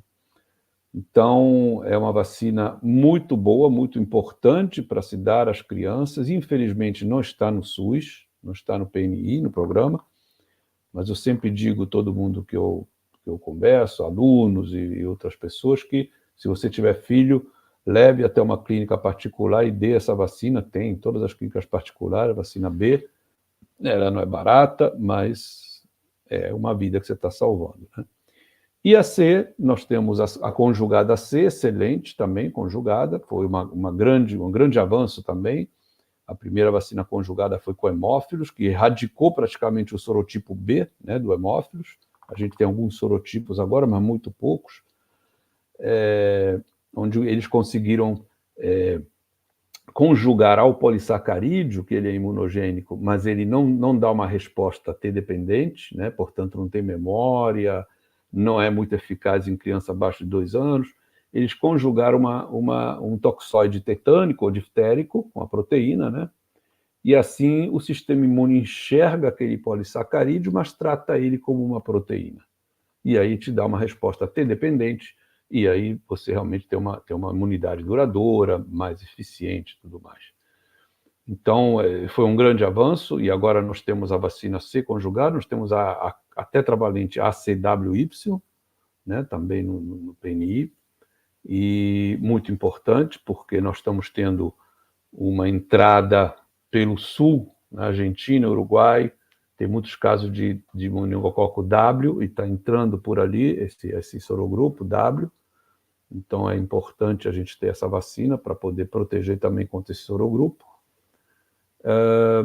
E para pneumococo também, nós temos a vacina 10 valente, mas como eu disse, a gente não sabe se tem outros sorotipos aí circulando que não estão nessa vacina e que a gente deveria, então, pensar em já adquirir uma vacina um pouco mais abrangente, né? Com alguns sorotipos para fechar essa proteção de uma forma melhor. Bom, quanto à resistência a antibióticos, graças a Deus essas bactérias não são muito resistentes, né? Porque só faltava isso, né? Elas também serem muito resistentes. Principalmente o meningococo, que é muito agudo, não dá nem tempo dele adquirir resistência, apesar de ser uma bactéria competente, ela troca material genético com muita facilidade, mas ela não tem, ela geralmente é sensível a penicilinas, a beta-lactâmicos, não tem tem alguns casos raros de meningococo produtor de beta-lactamase, muito documentados, mas são muito raros. A maioria dos mecanismos de resistência dessas bactérias é por mudança do alvo, né? Mudança da proteína onde se liga a penicilina, uma pequena mudança na sequência da proteína, do gene e da proteína, e aí a penicilina o antibiótico, né, não consegue se ligar, mas não é importante. Já o pneumococo já apresenta algumas cepas com produção de beta-lactamase, como também o hemófilo, né? Só que um tipo de beta-lactamase apenas, não é como a gente vê as cepas aí de infecção hospitalar, que tem uma lista de beta-lactamases, né? Cada vez inventam uma nova, né? Você tem que vir com outro antibiótico e ela vem com uma outra beta-lactamase para destruir seu antibiótico. Então, enfim, eu acho que era isso que eu tinha que dizer, espero ter trazido alguma coisa e estou aberto aí para discussão, pergunta, o que for necessário. Doutor Ivano, muito obrigada. É sempre um prazer ouvir o senhor, né? Assistir sua aula. Obrigado. Sempre muito, muito, muito bom, muito bom. A gente vai agora falar de diagnóstico, né, com o doutor professor Célio Júnior. Na verdade, ele vai trazer um pouco dessa realidade do laboratório da microbiologia. A gente fala em biologia molecular, né, mas assim, ainda o Brasil é muito grande, né, e ainda alguns locais a gente não tem essa metodologia nos laboratórios. A gente espera que o doutor Ivano consiga logo esse teste, né, junto com o LACEN, o SS, né, para que a gente possa garantir isso nos postos de saúde, nos outros hospitais, para que se tenha um acesso melhor à biologia molecular, embora a gente saiba que tem um equipamento, que ele tem um painel e ele faça ali diversos micro-organismos, mas também é muito caro ainda. É muito caro. Então, a gente tem um que faz 16, eu acho. 16 a alvos gente não... entre Isso. bactéria, fungo, vírus. Né? Isso, é um painel, né, que é um equipamento, que existe um painel, e aí você coloca ali o material, e aí ele te dá tudo, né? Tanto parasito, fungo, bactéria, mas ainda é muito caro. Então, quando a gente fala de biologia molecular, é muito difícil. E eu chamei o Dr. Célio para conversar com a gente do líquor, né? O líquor, quando chega no laboratório, né? Que para tudo chegou o líquor. Não coloca o líquor na geladeira, pelo amor de Deus, né? Porque a Nayssaia morre, né, Dr. Célio? E ele vai contar isso um pouquinho para a gente. Dr. Célio, é um prazer tê-lo aqui novamente. E eu gostaria que você se apresentasse para a gente também. E aí é todo seu esse momento. Janaína, muito obrigada aí pelo convite, tá? Assim como o Ivano falou aí, né? Quero parabenizar a iniciativa. Eu acho que essa discussão com diferentes profissionais, com diferentes especialidades, eu acho que quem perdeu algo que realmente vai fazer muita falta, né? Porque eu acho que o conhecimento, quando ele é apresentado por meio da discussão, isso é assim, para mim, está no topo da pirâmide do aprendizado e tudo, entendeu? Eu acho até que na próxima vez a gente poderia colocar um caso clínico que fosse o fio da meada, né? E no final chegasse ali a uma solução, como são os Case Records of Massachusetts Hospital do New England, que são fantásticos, né? Esses casos, sabe? Então, parabéns, né? E como você falou, deixa eu me apresentar, né? Então, eu sou Célio de Faria, eu sou microbiologista, tá? Meu lema é muito usar o raciocínio no laboratório de microbiologia e fazer muito com pouco, né? Porque a gente, por vezes, fala de colorações, coisas que estão em livros americanos que a gente nunca viu com 30 anos de bancada no nosso laboratório. Então, isso dificulta a atividade do profissional, né? Porque ele acha que ele só vai fazer determinado diagnóstico se ele tiver determinada coloração que ele nunca viu, né? Então, eu acho que na micro a gente resolve quase tudo com GRAM, com ZIL e com um corante de hematológico, qualquer um, entendeu? Inclusive até a maioria dos parasitas que a doutora Ana falou, entendeu? Então, o que a gente precisa fazer? É apresentar um modo simples para esse profissional poder usar e chegar a um diagnóstico, ou, por vezes, uma suspeita, é o que eu sempre falo. Chegar a uma suspeita, por vezes, já é o suficiente. Por quê? Porque o médico tem a clínica do paciente, né? Você levanta uma suspeita que ele não pensava, isso casa, tá? E por vezes é o suficiente para o médico investir numa terapia, entendeu? Então, eu gostei muito quando a doutora Ana Leia falou que os profissionais não são capacitados para esse tipo de diagnóstico, né? Diagnóstico de parasitas que causam meningite. Isso é verdade.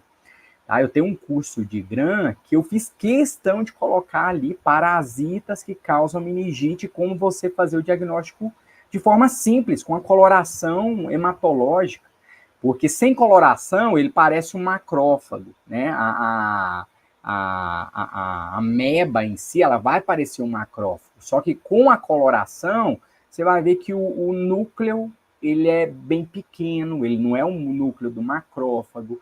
Então, isso é muito importante, né? A gente deixar, porque, reforçando o que ela falou, você não saber esse diagnóstico é dramático, né? Um pouco também que o doutor Paulo Murilo falou, né?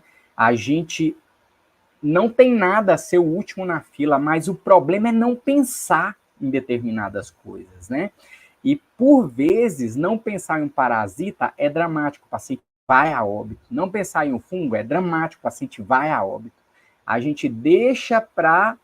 A gente não estuda um determinado tema achando que aquilo é raro, porém, aquilo é decisivo na vida do paciente, entendeu? Então, essas coisas raras e graves, né, por vezes fatais, a gente não podia processar um material desse sem saber diagnosticar esses casos graves aí, né?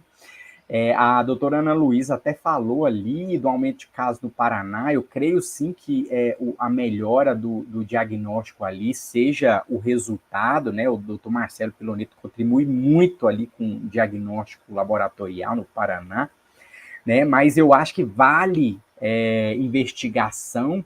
A meningite, por vezes, ela tem coisas bem peculiares, né? Não sei se vocês já ouviram falar no cinturão da meningite, que acontece na África, tá? Então, por anos, ninguém identificava por que tanta meningite em determinados países ali da África, né?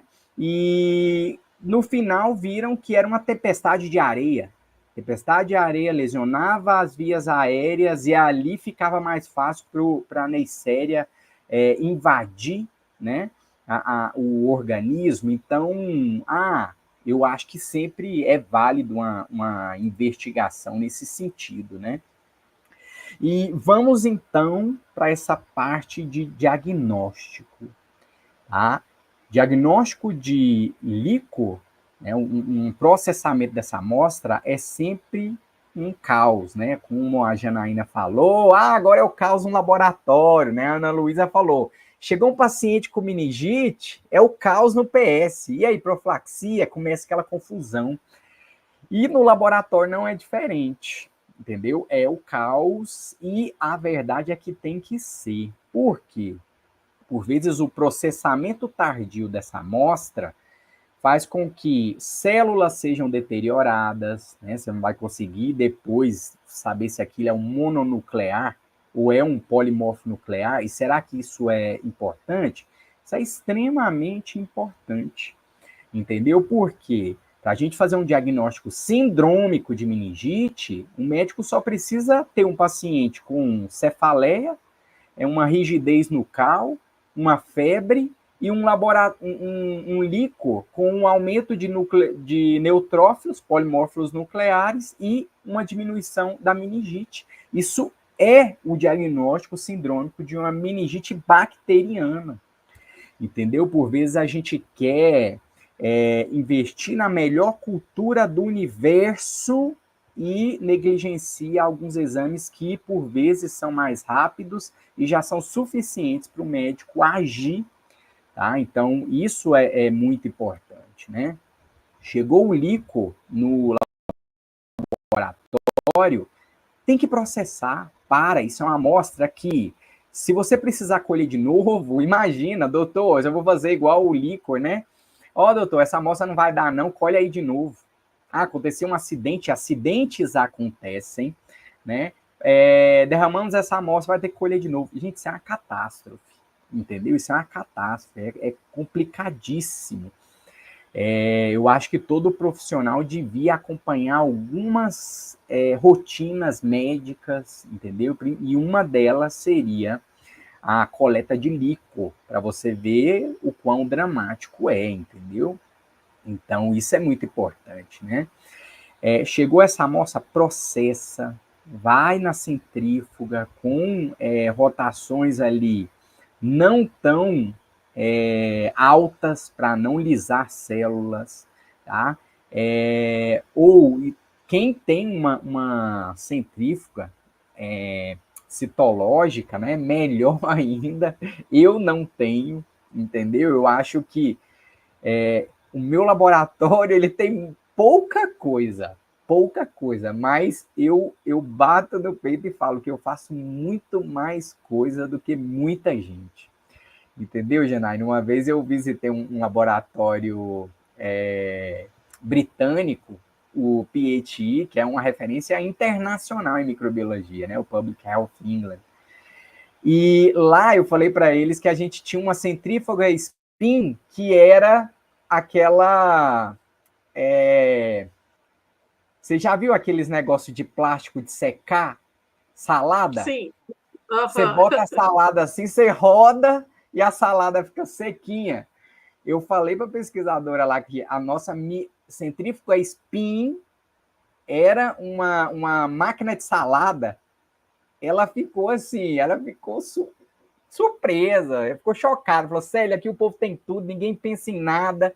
Eu vou mandar esses pesquisadores tudo lá para o Brasil para ficar o tempo lá, para eles aprenderem a pensar, entendeu? Por quê? Porque essas coisas não podem limitar a gente, entendeu? Eu vou deixar de fazer, e ó que lá a gente fazia PCR e tudo mais, né? Mas não tinha um microspin. Meu laboratório é público, vai chegar daqui 3 anos, eu vou esperar chegar? Não, meu amigo. O que pode virar uma microspin? Uma secadora de alface, que não tem nem motor, o motor é a mão. E funcionava como funcionava. Entendeu? Como funcionava. Quando chegou as centrífugas spin, o coração até doeu de deixar de lado essa maquininha lá, né, que custa R$15, sei lá. Então, isso é importante, né? Chega, processa a amostra, tenta fazer com que você tenha o melhor. Fez ali, separa. O fracionamento dessa amostra também, né, doutor Célio? O volume, Exatamente. né, que muitas das vezes vem para a gente, né? O volume... Exato. Quanto menos volume, menos material figurado, né, naquela amostra. Vai ter menos célula, vai ter menos bactéria, né? Mas isso aí, por vezes, é limitado pela coleta, né? Sim. Então, isso, infelizmente, é um problema para a gente, né? Só que, se você tem material suficiente, centrifuga uma quantidade importante, tá? Mas não esqueça da cultura, que a gente vai chegar lá, e essa parte de quantidade lá é extremamente importante, tá? Então, centrifugou o sobrenadante, ele vai para a bioquímica, tá? No mínimo, tem que ter ali um exame de PCR de líquor, tá? A PCR vai estar aumentada, por quê? Vai ter um monte de proteínas inflamatórias no líquor, vai ter células, né, de defesa, tá? Vai ter imunoglobulinas, entendeu? Então, o líquor vai ter uma quantidade de proteína elevada. E tem que ter, no mínimo, uma glicose, tá? Porque a glicose diminuída é um vestígio de presença, principalmente bacteriana. As outras meningites, viral, tuberculose, a fúngica pode ter uma diminuição, mas pode não ter, né? Mas a diminuição da glicose, ela marca uma presença de bactéria, porque isso é o metabolismo bacteriano, né? Ele consome glicose, tá? E é muito importante fazer pareado uma glicose do soro do paciente, porque se ele já tiver hipoglicêmico, aquela glicorraquia diminuída, né? Que é a glicose no líquor, é só o sinal da hipoglicemia sistêmica, entendeu? Então, isso é importante, tá? Ficar atento nisso. E depois vai para a citologia. Separou o sobrenadante, já faz as suas lâminas, porque, por vezes, pneumococo morre rápido. Ele tem até autolisinas, para você ter ideia. Tá? Ele tem um mecanismo para se autolisar, fragmentar o DNA e disponibilizar fragmentos de DNA para outras bactérias, outros pneumococos, captar um fragmento para produzir cápsula, um fragmento que vai ser ali incorporado no gene que codifica a PBP. Aí a gente vai ter um pneumococo resistente aos beta-lactâmicos por qual mecanismo? Modificação de PBP. Por quê? Porque um fragmento que estava no ambiente foi acrescentado no gene daquela bactéria. E aí a gente tem um PBP, proteína ligadora de penicilina, em mosaico, sem afinidade para a penicilina. Tá? Então, isso é um mecanismo do pneumococo. Ele morre fácil. Tá? Então, se você não faz a lâmina rápido, pode ser que você não veja depois o pneumococo na lâmina. E será que isso é relevante? né? Pneumococo só é o principal patógeno de meningite bacteriana, tá? Então, essa é uma informação super relevante, tá bom? Então, agora a gente vai ali, falamos de citologia, falamos de uma lâmina para o GRAM, tá? Antes de ir para a cultura, vamos falar da lâmina para o GRAM, né? Faz ali uma lâmina também para fazer contagem celular, o número de polimorfo nuclear é importante para o médico pensar em meningite bacteriana, tá? Doutor Célio, Ah, doutor Célio, 5 minutos. eita, então vamos lá. E o GRAM é extremamente relevante. Como eu falei, né, no comentário da doutora Ana Leia, né, eu tenho um curso sobre GRAM, entendeu? E o GRAM aqui é extremamente importante. Por quê, gente? Tem patógenos que mudam a terapêutica totalmente, né? Se tiver lá o criptococo do Murilo, a terapia é totalmente diferente. Se tem um pneumococo, é antibiótico, por vezes coloca um corticoide para diminuir sequela, né? Se é listéria, ela é intrinsecamente resistente ao antibiótico mais usado para meningite. Listéria é intrinsecamente resistente a todas as cefalosporinas. A ceftriaxona não vai agir. Tem que ser ampicilina, aquele antibiótico antigo que ninguém usa mais, mas é o melhor para a listéria, que é um bacilo gram-positivo. Tá? Então, o gram ele é extremamente importante, é o nosso laudo rápido da microbiologia, porque o resto tudo demora. Né? Então, partindo para a cultura, uma coisa muito importante que a Janaína falou, quantidade de amostra.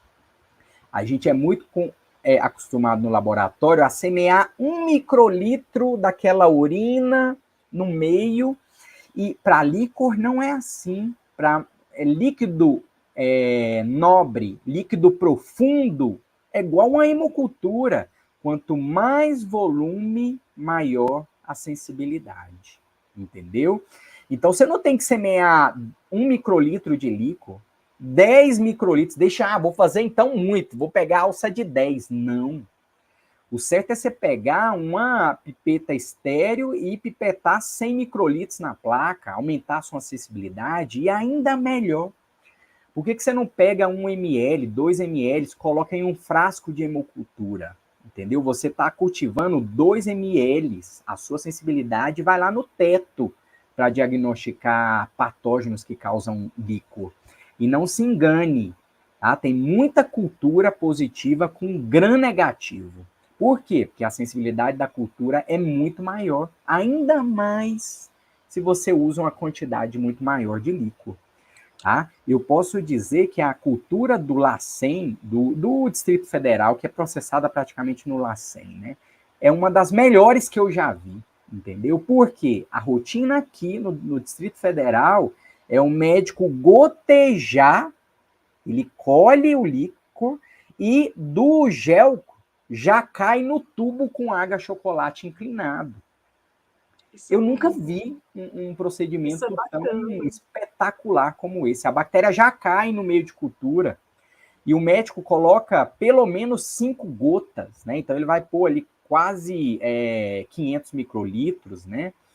Pode colocar até mais, por vezes ele coloca mais. Então a cultura é extremamente sensível, entendeu? Então isso é muito importante. Quantidade, pessoal, quantidade. Tá? E depois o processamento da amostra. A gente tem que ter muito cuidado, entendeu? Líquor é uma cultura muito delicada. Eu já falei em outras lives minhas sobre erro. Era uma Neisseria meningitidis, o microbiologista cometeu um vacilinho, liberou como estáfilo, tá?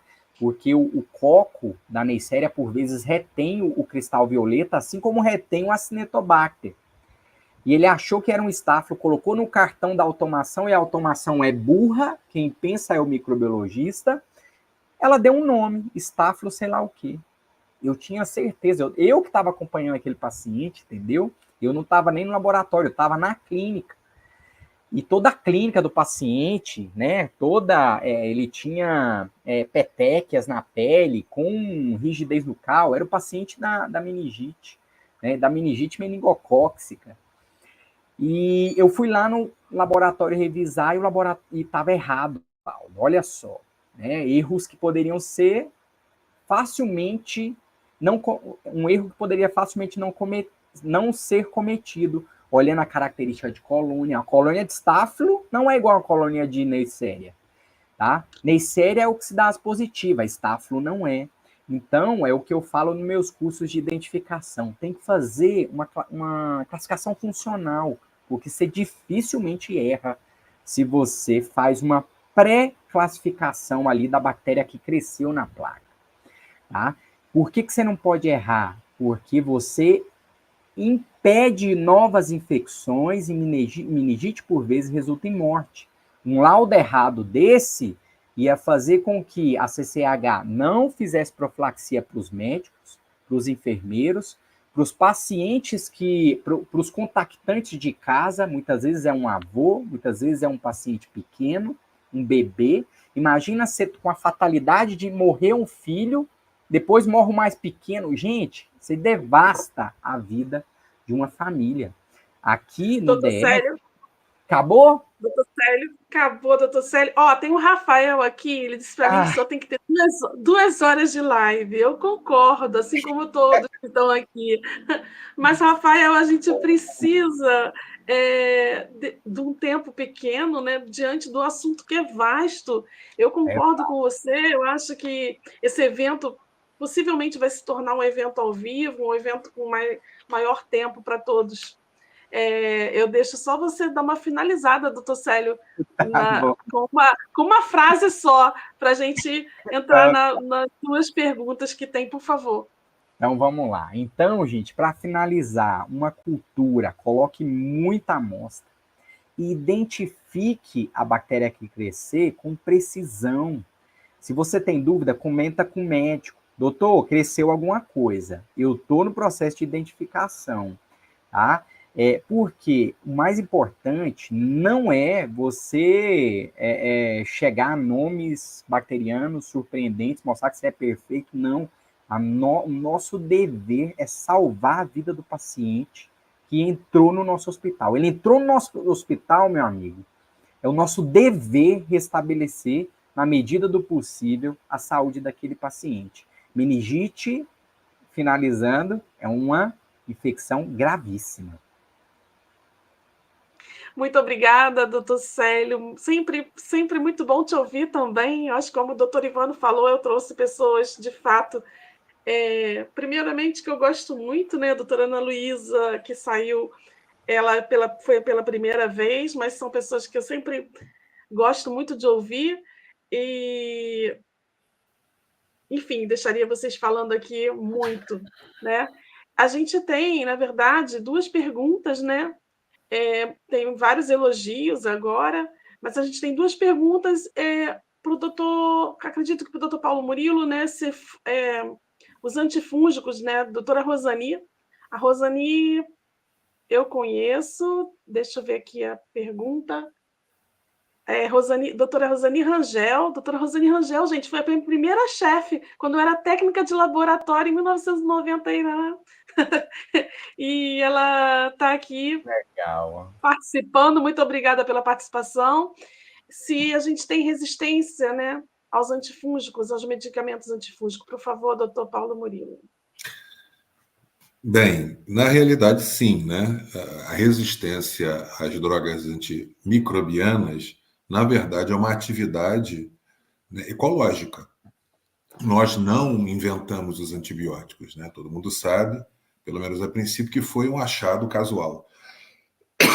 Então, historicamente, na evolução dos micro-organismos, eles sempre produziram substâncias com atividade no metabolismo primário do outro micro-organismo para competir por espaço e por substrato. Então, como é um mecanismo ecológico natural, também naturalmente você vai ter o desenvolvimento de mecanismos de escape daquela substância que age sobre o metabolismo primário. E também os fungos vão desenvolver, mecanismos de escape. Não é como nas bactérias. Inclusive, o arsenal terapêutico é o mínimo que a gente poderia imaginar, né? Nós temos 3 grupos farmacológicos: os derivados azólicos, os derivados poliênicos e os derivados das equinocandinas, que a gente pode usar para tratamento de infecção sistêmica. E aí você tem, com o uso ostensivo, e foi o que aconteceu na pandemia da AIDS, a gente passou a ter infecções recorrentes de trato gastrointestinal, principalmente, e encefalites, né, meningites. Aí a gente acabou tendo que utilizar de maneira ostensiva as drogas antifúngicas, e o que era anedótico quando eu comecei a falar de resistência passou a ser uma realidade. Então, nós temos resistências às drogas antifúngicas. Não é uma situação complexa como na bacteriologia em termos de desenvolvimento de mecanismos. Para nós é complexo porque a gente tem um arsenal terapêutico pequeno. Se for resistente aos derivados poliênicos, aos derivados azólicos, às equinocandinas, a gente vai usar o quê? Então, tem, por exemplo, a taxa de resistência baixa, mas tem, por exemplo, a Cândida, a albicans, que é talvez uma das leveduras mais importantes, 95, 97% dessas leveduras são sensíveis. Então, o percentual é pequeno, mas é aquela história. Percentual pequeno, uma taxa de resistência pequena, mas você pode se deparar num dado momento com resistência às drogas antifúngicas, sim, com certeza. Tá? Ou, Muito pelo obrigada. menos, concentrações inibitórias mínimas elevadas. Muito obrigada, doutor Paulo. A gente tem mais uma pergunta direcionada para o senhor, mas eu vou encaminhar, tá? Para o senhor responder.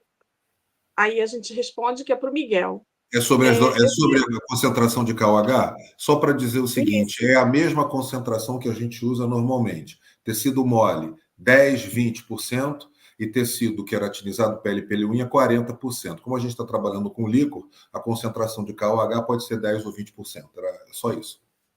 Miguel ganhou a resposta. Muito obrigada para todos que encaminharam perguntas para a gente, que elogiaram.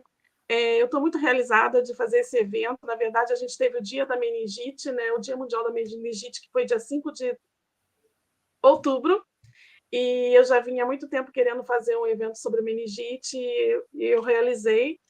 Eu quero agradecer a todos vocês que estiveram aqui presentes, que compartilharam conhecimento, que dedicaram o seu tempo ao micromeio, e isso gentilmente.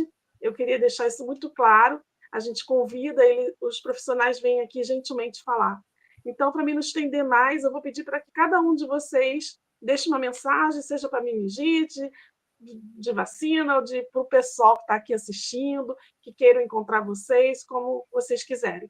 E aí a gente faz a sequência ao contrário: doutor Célio, doutor Ivano, doutora Ana Leia e doutor Paulo Murilo. Doutor Célio, pode fazer a sua finalização, por favor.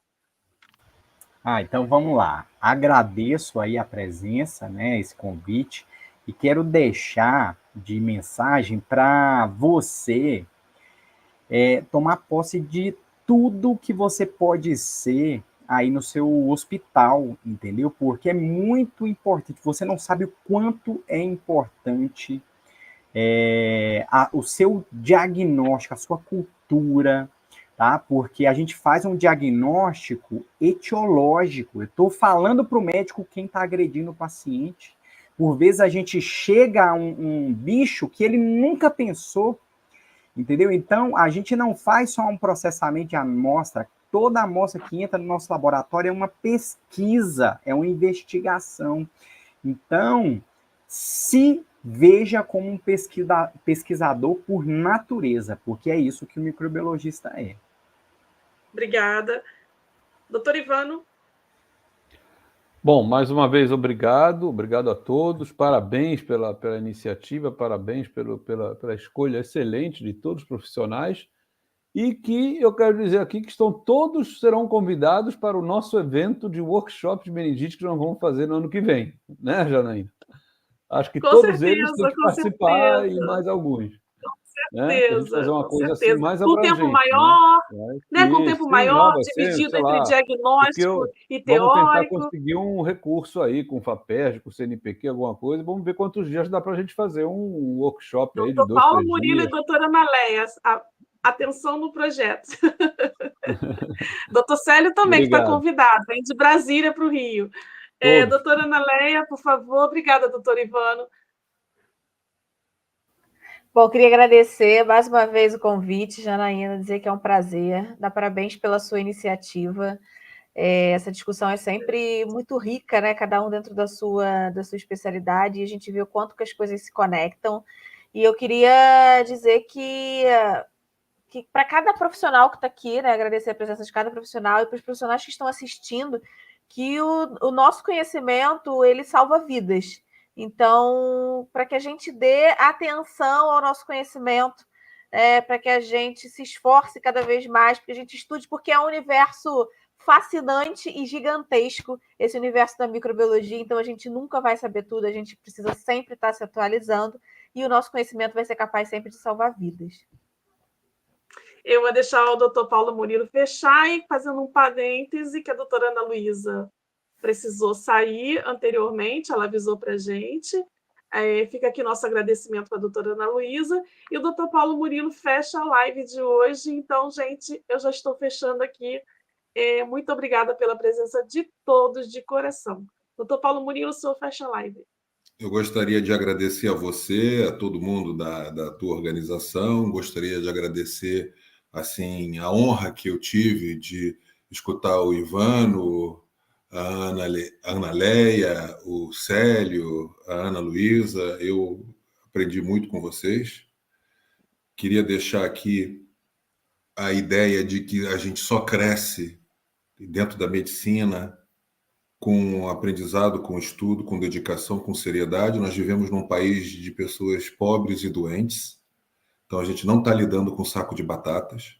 Então a gente precisa ter uma boa formação, precisa ter um entendimento da fisiopatologia das doenças infecciosas que sempre foram, são e continuarão sendo no futuro as que mais matam. De todas as doenças que a gente possa imaginar que exista, né, no ecossistema do planeta, as que sempre mataram mais e vão continuar matando são as doenças infecciosas. Então é um trabalho quase que também sacerdotal. A gente precisa estudar sempre e cada vez mais para a gente se manter bem assim afiado para os desafios da modernidade, do diagnóstico e da clínica médica. Então eu fiquei muito feliz de participar, de escutar todos e ver a ocorrência também. Te dou os parabéns mais uma vez, Janaína. E Obrigada. muito agradecido por poder participar com todos os colegas. Muito obrigado. Gente, um abraço. Doutor Ivano, Só complementar uma coisa que o Paulo falou, a OMS já disse que até 2050 teremos não sei quantos milhões de mortes por resistência aos antimicrobianos. De quem? Das bactérias, dos fungos, dos protozoários. Exatamente. Então, não tem jeito. Verdade. Aí depois, então, a gente, aproveitando, a gente faz um fórum só de resistência também, dos diversos micro-organismos. Um abraço a todos, adoro ouvir Boa vocês, noite para todos. professores. Obrigado. Tchau, Boa noite. Obrigado a todos. Obrigado. Tchau, pessoal. Tchau, tchau.